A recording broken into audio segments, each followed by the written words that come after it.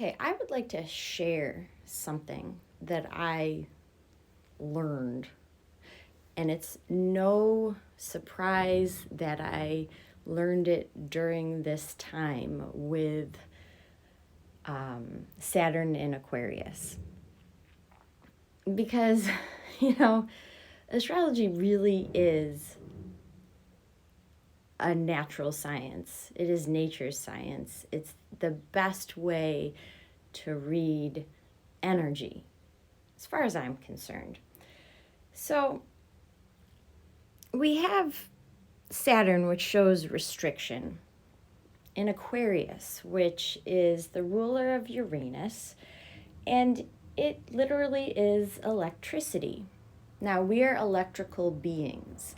And just like in the Matrix, when they show you getting plugged in the back of the neck, that is very much how we operate. We come into our bodies through this hook in because it connects the brain to the rest of the body, and most importantly, including the heart, which is the opposite side of Aquarius. Leo, which is the sun. So, Saturn is restriction, okay? So it's showing a restriction on the energy center. And there's an interesting thing that I was reading, this book that I'm reading, which was written 100 years ago, was talking about the formation of a child in the womb. And because the moon represents the conditions under which the child is formed, okay, because the moon represents the conception, the fertilizing, and the ascendant rules the body. So if there's any harsh energy towards the moon and the ascendant, that essential hook-in of the nervous system to the neck isn't done properly. So the person's, what they say, ego can't fully enter the body. So it's almost like the soul is not fully present.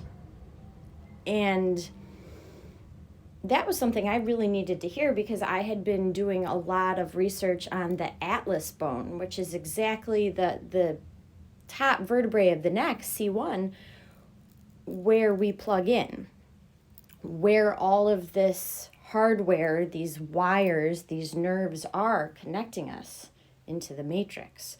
And the book said, you know, if there is harsh energy towards the moon or the baby's ascendant, oftentimes you see that the neck is out of place or the head is too high and they're not able to connect fully into their self. So what we see here with Aquarius, the interesting thing is that the degrees 17 through 21 are all about the nerves of the spinal cord. So we just went through that. And medical astrology is a very exact science. It's you would be shocked if you were to look at any physical symptoms, ailments that you were having at the times that you were having them, and see what was going on in the sky and how it was affecting your chart. So it's almost like someone's stepping on the cord of our electricity here. And if you research the things that can happen when this bone or any of your neck bones are out of place, affecting your nervous system, because everything's back there. You've got the vagus nerve, the reticular activating system, which actually that kind of is your soul connection that has your entire blueprint. That's why you notice things to be interesting, because they're part of your path, okay? Your jugular veins. You can experience all sorts of things where if you just walk into the doctor's office, they're going to try to diagnose you with all these things without looking at your neck, if your neck's off. So if you're experiencing some really interesting symptoms, but you also got neck pain, check this out. It can cause heart problems, eye problems, throat problems, swallowing problems, problems with your ears, problems with your bladder, incontinence, the constant need to pee, problems with your bowels, depression, brain fog. What's happening is your brain isn't able to properly get rid of its waste, okay? So it builds up, and then the brain begins to atrophy. You'll have nerve compression pain wherever it's being stepped on, headaches, eye pressure, dizziness, anxiety, seasickness, hormone imbalance, and just an entire depersonalization of the soul because you're not fully plugged in. And it, when these people go and if they finally find out, like, oh my gosh, it's my neck, it's such a relief. People will think they have heart problems, go get their heart tested out and be told they're healthy. Well, what's going on? Why am I having constant racing heart? Why am I having constant anxiety? Because your body can't regulate itself, or even its temperature, because your vagus nerve's back there. Everything's back there, okay? And so we're going through Saturn and Aquarius, and we went over these degrees, and they're in a square to Uranus, okay, in Taurus. So like I said, Uranus is electricity. Now Taurus medically rules the neck. So that's our structure holding ourself in place there, okay, and also parts of the nervous system of the neck. So Taurus is our value system, right? And how we interact with our world electrically shows this universe what we value, and therefore what dimension we're going to be in. And the Atlas bone, I don't know if you've listened, but that's a chakra through which we filter information. And through that, you can get back to the time of Atlantis, because there is no time. It's simply cycles of energy, and you align with whatever filters you're putting through your body. And not to mention, Gerald Clark did a lot of what did he have, the gravity body energy work, but he noticed, and the Anunnaki themselves noticed, like, our necks suck. Our necks do not hold what they need to hold properly. Our necks are too weak, they're too thin, and things happen so that we're not getting the full plug-in.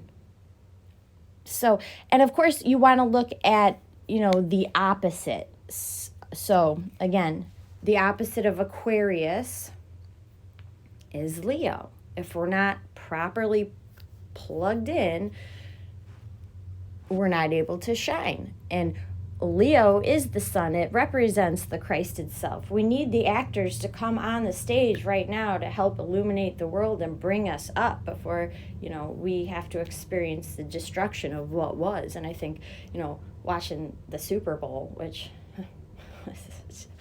it was like a dying attempt, like, you guys like this stuff, right? Like, let's keep it up, let's keep going. How can we even exist in a world like that? It's obsolete. It's dead. Football's rigged. The commercials are tailored to someone with an exceptionally low IQ, and it's sickening. And watching, it's just gross.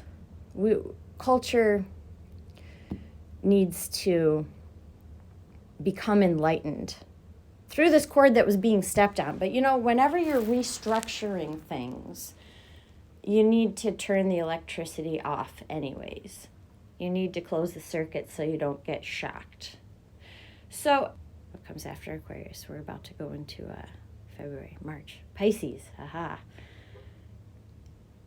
Maybe we'll see that we got a rewrite there. And maybe we shut the electricity off just long enough to go through the experiences that we needed to go through, so when it gets turned back on, our value system will be in place. Because Taurus really is the root chakra, and Taurus really is earth. So while our necks are getting repositioned so that we can see with better filters, the earth is also getting repositioned as well, so that we can be more grounded. Repositioning our poles right now for the time that's coming and what the earth needs to encounter, probably so that we can go through this higher energy non-destructively, right? And that's what we need to do with our bodies, because we're electrical and we need to have a proper grounding. And there was definitely a restructuring coming in so that we can allow more of this electrical energy in, because whenever you have the moon or Mercury or Uranus or Neptune on your ascendant or in your first house, it's showing that you're good with higher thought, the electrical arts, which life is an electrical art. So we need to let more of that in now. And also watch out for when Uranus goes into 27 degrees. We'll be getting back specifically into the cranial nerves. So just notice what you notice there and see if you're feeling that. And then another little side note on that is, if you look at Chiron, which is the wounded healer, it shows the wounds that we're focusing on right now. And if you look into medical astrology, what 13 degrees Aries is, it's the corpus callosum, which allows for communication between the two hemispheres of the brain. And what have we been doing as a society? Rather than coming together against the forces that are trying to enslave us, we fight, right?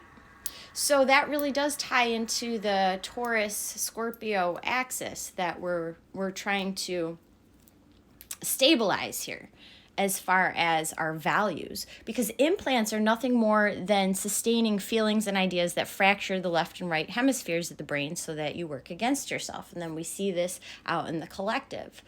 But it really goes back to scripture: treat your neighbor as yourself. Because once you see other people as you, Taurus kind of melds into Scorpio, because Taurus is what you acquire through your own efforts and Scorpio is what you acquire through others. If you show through your value system, through your electrical circuitry, that you value others just as highly as you value yourself, everything that others have will become available to you through your own efforts.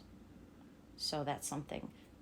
A way to balance this cross of energy to allow the higher waves to come in non-destructively.